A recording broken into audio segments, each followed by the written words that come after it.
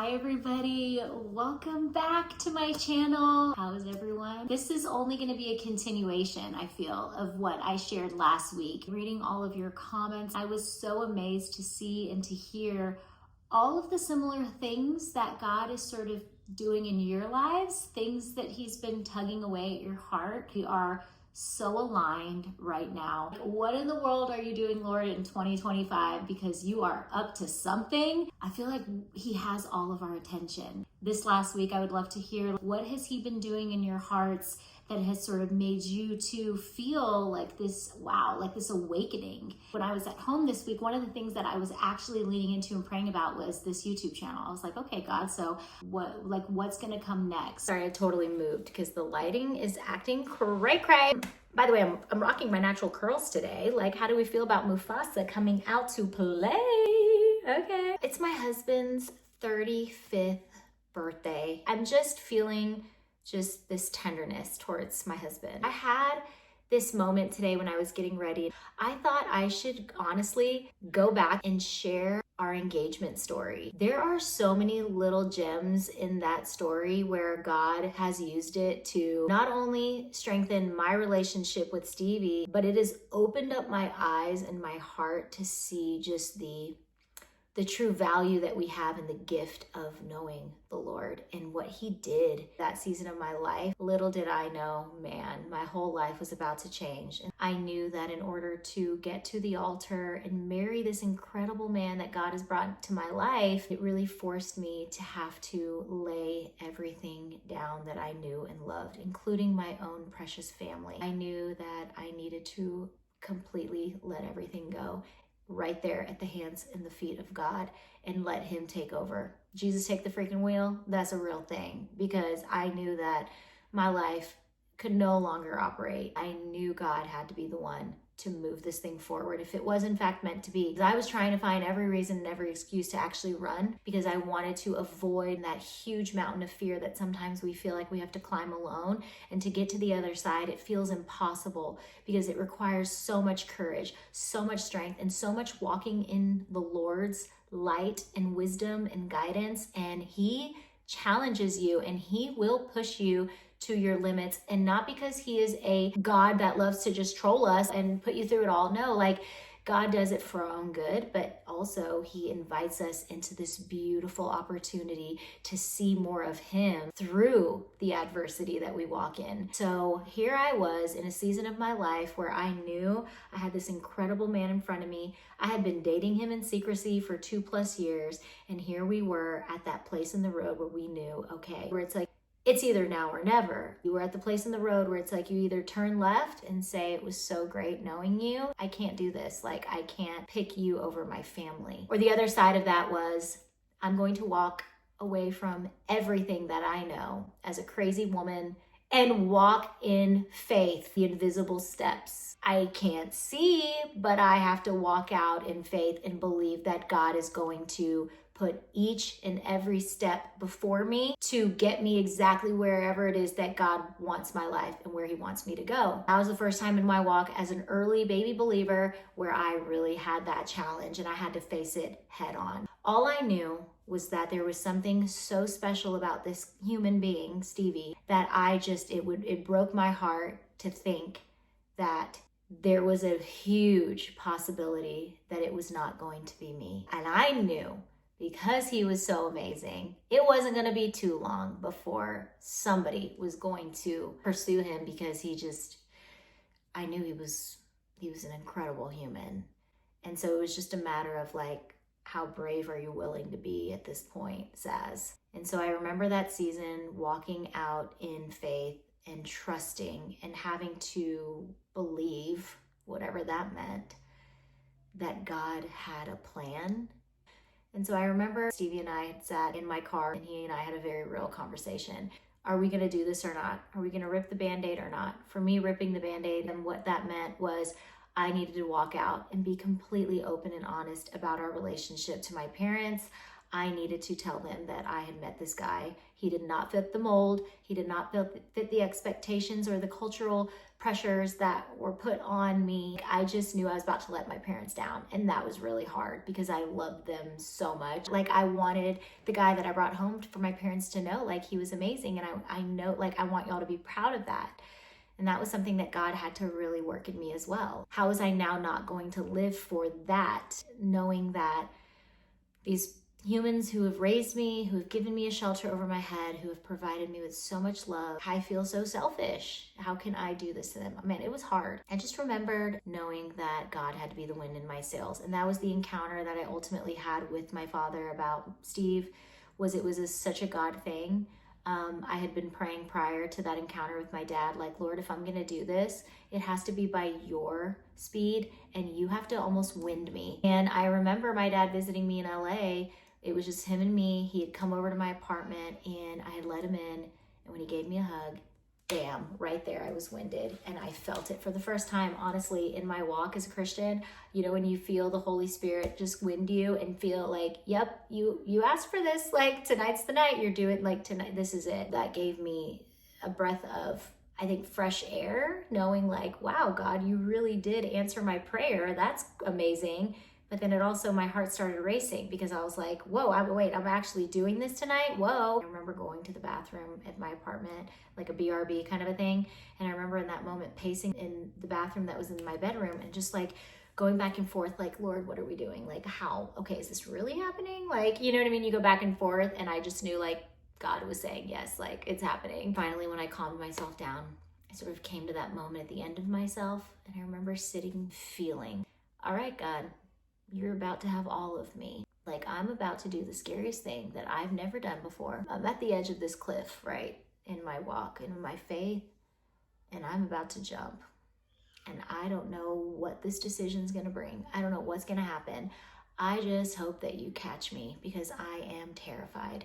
I finally knew God has all of me in this moment. No longer having one foot in, controlling things one foot out. God gives us the free will to make our choices and our decisions. I still very much had the other option to say, yeah, I'm not doing it. I knew the risk in that. It felt like, why would I want to choose another life when I'm looking at this beautiful life that I feel like you've blessed right before me, person that I feel like, God, you want to do something with in my life, and we can create life together and you can be at the center of it. And like, I knew that was all right there and it was very tangible, but it required that huge, not only step of faith, but jump of faith. And if any of you know what that's like, let me know below. Like, you know, God, he gives us that opportunity to fall on him completely. And that's exactly what that moment was for me in my walk with the Lord. We all know how it all went. I went out there. It was almost like God found that perfect opportunity. And I was sitting with my dad where it was just like the bridge right there where I was able to just say it. I will say this anxiety that had been over me, this fear that had been trying to cripple me, all these scenarios that played out in my head of how it was going to go down when I finally said it, all of that left the chat. It was gone. And in that moment, walking in the truth, boy, did I feel the light. God's presence in that moment for me, it didn't mean that what I just did was not hard, but it was almost like God filled me up with this supernatural peace that you just can't explain it unless you've really done the scariest thing. The thing that scares you the most, it's like doing that thing in faith, completely surrendering it all and letting it go to God. And there I was, sitting in truth and just being vulnerable. My dad, giving him the space that he needed and giving him the space to just feel and say whatever he needed to say. We both, I think, said what we needed to say, and it was amazing how after that God just started moving. What God was showing me in that season was he loved my family. Like, he loves them. He loves all of his children. He doesn't pick favorites. You think you love your dad and your mom? Oh, if only you knew how much more I love them, sweet daughter. That's what gave me peace at night. When I would lay my head on my pillow and I'd cry my eyes to sleep, knowing like, man, this is hard. I feel liberated, walking in the truth. But on the other side of that, I was dealing with the true heartbreak, knowing that this was going to be the beginning of what was a very long road ahead to reconcile and repair. We knew that we had God's blessing to do what we knew we needed to do, and that was to move forward in our relationship. When I told Stevie that I had told my parents, he was so supportive. And now that I've told them, that feels like our permission to go.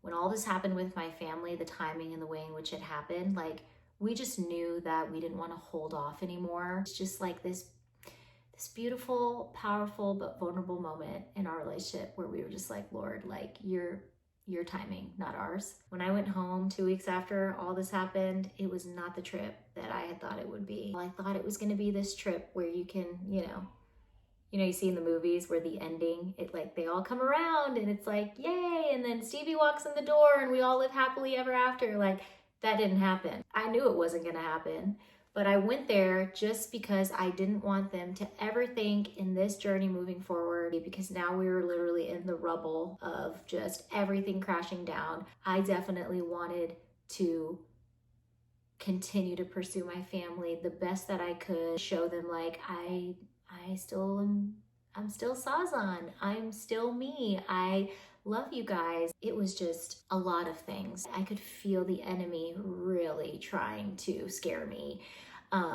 threatening me, making me fear for my life. Just things like that were starting to really come eat at me. And I just remember I went for a walk in the neighborhood, and I remember calling Steve, and I was just like, it is not good. I need you to pray. It is bad here. Like, do I need to come and get you? And I just remembered he was in Austin at the time visiting his family, and I was in Dallas. It was like a 3-hour drive. He was just like, I can come. He was just there and available for whatever I needed. And I said to him, as sweet as that is, I need to do this. I need to walk in all of this. I need to feel it. I need to face it, and I don't need to run from it. So I remember, things were not getting easier, and I just totally forgot too that Stevie and I had said, like, okay, once I tell my parents at some point the end of this year, like, we're most likely going to be engaged. I didn't prepare myself, none of that. I remember one day I had a really hard time at home. It was like probably like peak. It was just not a good day. I was like, the fall of the days, I want to get out of here and just run back to California, and it's this day. And I remember my sisters were like, hey, let's like go out to eat. Like, we need to get you out. Like, let's go eat. So we went to Cheesecake Factory at the Stonebriar Mall. I remember when I walked up to the Cheesecake Factory, Stevie was standing there. And I was like, what? Don't worry, I didn't get proposed to at Cheesecake Factory. Oh my gosh, like, what are you doing here? Like, did you drive down? And I just remembered seeing him. It was like this, oh my gosh, I'm so glad you're here. It was like running into his arms of like what felt like peace and safety and love and light and celebration and joy, which is all the things that I had not been feeling, just being in the real thick of it all. And little did I know, behind the scenes, my sisters and Steve had already been like sort of orchestrating this whole day together. And I was just like, can we just like keep hanging out though? And he was like, sure, yeah, what do you want to do? And my sisters were like, well, y'all go do your thing. So I was like, okay. And so Stevie and I, he was just like, I got in his car, we took a moment to like talk about everything. He really like let me lay it all out there and get some things off my chest. And he was just like, well, why don't we just do something that feels light and easy? Would you want to like go back? Like, let's drive 25 minutes to Denton, where our college town was. He's like, let's go like grab a hot chocolate or something. We're driving in the car. I didn't care where we went. I just knew that I was with Stevie, and he was my place of just rest and hope and joy. And I was just like, yes, I don't want this day to end. We drive down to Denton, which is where we met, pulling up to a parking spot. And he was just like, okay, so do you want to go get hot cocoa? And I was like, yeah, but it's so cold outside. Like, can you go get it? And I'll just like wait in the car. And then as he was parking, he like kind of acted like he didn't hear that. Little did I know he was so nervous. His heart is racing because he's about to do what we all know he's about to do. And he ends up closing the door, and he's just like, no, let's go. And I was like, oh, whoa, okay, man, did I upset him? We have to walk through the square, like where it's all lit up with the trees. He kind of takes this little shortcut path. And as we are walking, I see a table set up in the middle of the square. And then I saw something on it, but I couldn't like tell what it was. and it was a laptop. And on the laptop, as we walked closer, I kind of now knew what was happening. I put two and two together. And on the laptop, it said, "Open me," and press play. I opened the laptop and I pressed play. And you wanna know what it was? It was a montage, like a video of Stevie in all of the little teeny tiny spots where we had our firsts. It said, "This is where we first met." And it was right in front of the radio TV film building at UNT.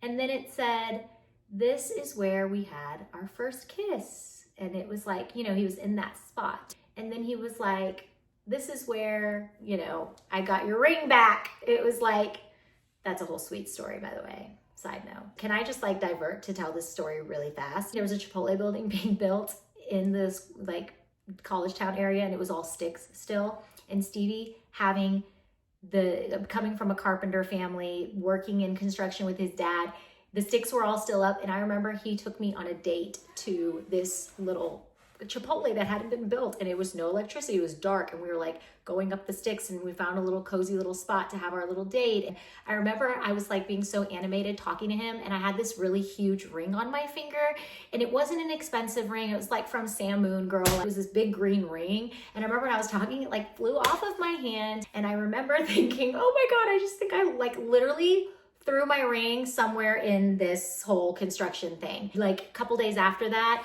we were going to a bar with tons of our friends on Fry Street, and we were driving, and Stevie told our friend, stop the car," when we were passing by the Chipotle thing, and that was still with sticks and stuff. And it said "do not enter." And I was just like, "What are you doing?" And so he gets out of the car. I don't know where he's going, but I ended up continuing with my friends in the car. So we were dating at that time. We were just getting to know each other. So I wasn't trying to be all clingy, "Hey, where you at? Where you at?" So we were about to walk into the restaurant bar that we were going to. And I remember Stevie just pops up right here, and I'm like, "Oh, where were you?" And he literally puts his hand into my hand, and he puts the ring in my hand.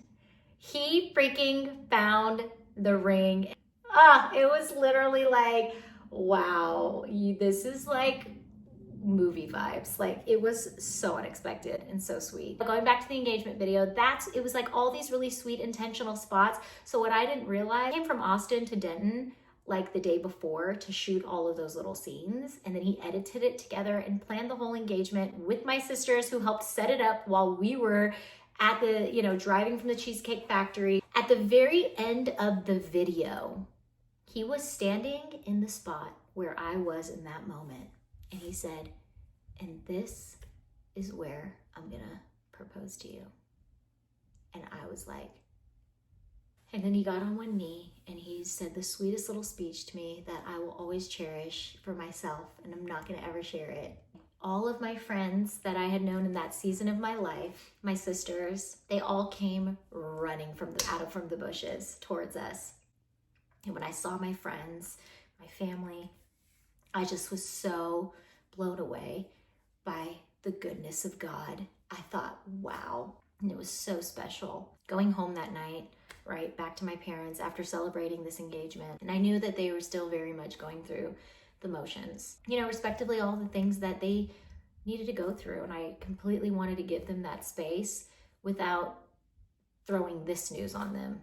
And I just remember when I was about to walk up into my mom's house, I looked at my engagement ring, and I remember looking at it, and while I never wanted to take it off again, I said, "I'm gonna take it off." And when I did that, I felt like the Lord said to me, "Don't worry, that's gonna be the last time that you ever have to take it off. And you're doing it because you love them, and that's okay." And then the next day, and the next day, and the next day, and as the weeks and the months and the wedding and the years have gone by, and here I am in 2025, celebrating my husband's birthday. He's 35 years old, and I am so in love with him. I am still in love with him. He will always be my reminder when life gets hard, when things get hard. You are the reminder that God will never leave me or forsake me, that God is always in it with us. And so when life gets hard, when motherhood gets hard, when career leaps and things get hard, I can just look at my husband and literally say, "Man, you were the scariest thing that I ever had to accept in my life. And I'm grateful for all that God did through our relationship to intercede in my family's life, because our relationship with our family today, wow, God has brought it back in better. 10 years in, whoa, so much reconciliation, so much love, so much acceptance now, and just the grandkids, what God is doing with them. Like, trust God, trust the path that you're on, that he's put you on. And even when it gets hard and you want to run and you want to jump ship, don't do it without the Lord's wind. You know, that's what I wanted to say to you guys today. And I know I took a very long route in sharing that. And this video has gotten so splotchy with the lighting, but I don't care. I don't care. I just wanted to tell you guys this, because as we go about our days, it is so easy to miss it. It is so easy to miss that nudge, but I want God to make it so clear for you guys. It's the littlest, tiniest little nudge sometimes that we miss. Like, Lord, speak to those women. Come on, God, guide their steps. Give them the courage and the confidence to walk out in faith as they navigate. If there's anybody in this chat that feels like they are alone in their marriages, like, you know, when you feel like, yes, you're married, but you feel single. Let me be real. My 10-year marriage so far, we're about to hit 10 years in May, but I will say it has not been peaches and butterflies and cupcakes, okay? Stevie and I have actually gone through really hard seasons where we both isolate from each other. And we're like, why are we creating this like distance? And that's a really sad place to be in your holy matrimony union, is to actually be married, but to feel like you're single. And a lot of the times it's because we choose to disconnect from one another. I've seen that for what it is. And I'm like, when I start to fall into any patterns of creating distance, I go actually force myself to go the opposite way now. I'm like, no, we're not doing this. We've done this one too many times before and we know how this ends. So I want to encourage anybody, if you feel like there's lost hope, like, no, God is doing something in and through your lives this year. And I believe right now he's in this phase where maybe you're like me. I feel like he is just shining and casting his light all over the place. Sometimes when he shines his light on areas and things in your life and turns the lights on, you see it. And what does that do? You may think like, oh my God, I feel like my shame now is out on display, and you can see it. You can see my little weak points and my vulnerabilities. But God does not do that to make us feel shameful. In fact, shame can't live in the light, because where shame stems from is darkness. The darkness is trying to drag you into and staying in this dark hole. No. By speaking out, by declaring, by telling your significant other, talking about things, what you're doing is you're dragging the shame out. You're dragging those lies and those insecurities out into the bright light. And when you speak, you're casting that light on those things, and those things no longer have a place to stay and to live and to breed and continue to rob and steal the joy and the love in your life and in your household. So I wanted to encourage you guys today with my testimony and my relationship with Steve as we continue this year to have open and honest conversations. I've got to go get back to mom life. I totally hid in this guest room. And now I'm just like, ooh, it's kind of cozy in here. I kind of want to take a nap. Happy birthday to Steve. We have a babysitter coming, and we are actually going to go to a town called Columbia, and we're going to just like get coffee. We're going to go do antique shopping, get some things for the home. Like, that's our thing. And so I'm excited for it to just be the two of us. He doesn't want a crazy birthday. He just wants time together. And I think that's going to be the perfect chef's kiss birthday. I love you guys so much, and I hope that you have a blessed day wherever you're watching this video. Thank you again for all of your love, support. Share this video with somebody who may need to hear it today, and let me know what other topics and things we can talk about and drag into the light this year. You feel me? All right, let's do this. Mwah.